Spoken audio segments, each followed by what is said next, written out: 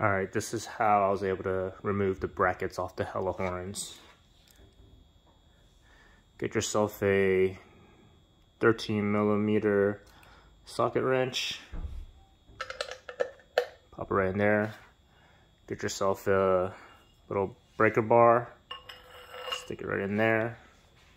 Get yourself some gloves. Get yourself some cardboard. Stick this against the floor. Use 2 hands. Use your body weight. Push it through. And there you go.